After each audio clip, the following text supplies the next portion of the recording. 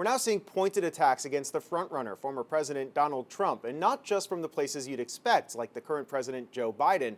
We're also now hearing it from his closest rivals. That includes former UN Ambassador Nikki Haley and Florida Governor Ron DeSantis. Take a listen. But what I know is you don't defeat Democrat chaos with Republican chaos. And that's what Donald Trump gives us. Republican hopefuls taking the stage at Dordt University in Iowa and one by one levying attacks at the frontrunner. You have Donald Trump, who's obviously moved left, is not even really putting in the work to earn people's votes. They're focused on the early voting state, with the Iowa caucuses now just about 5 weeks away. Ready to go? Finish your work. Long-shot candidates like Vivek Ramaswamy hitting the pavement as they look for support. And I think that there's plenty of room for a top 3, top 2, or even a top 1 finish.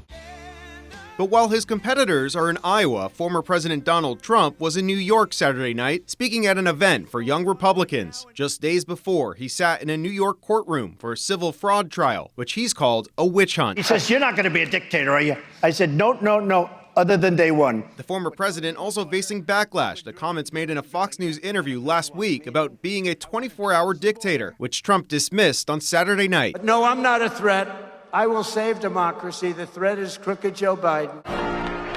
President Biden, meanwhile, focusing on policy in a Friday night speech in Las Vegas, highlighting $8.2 billion in new federal funding for rail projects, all part of the Bipartisan Infrastructure Act passed in 2021. Folks, all this project stands in stark contrast to my predecessor.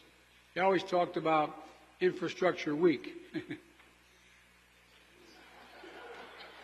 4 years of infrastructure week. But it failed. He failed. On my watch, instead of Infrastructure Week, America's having Infrastructure Decade.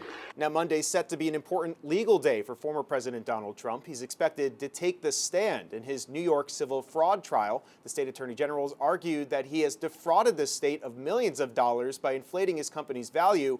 But former President Trump has argued that this is a witch hunt and a political attack. In Washington, I'm Koslof, Spectrum News.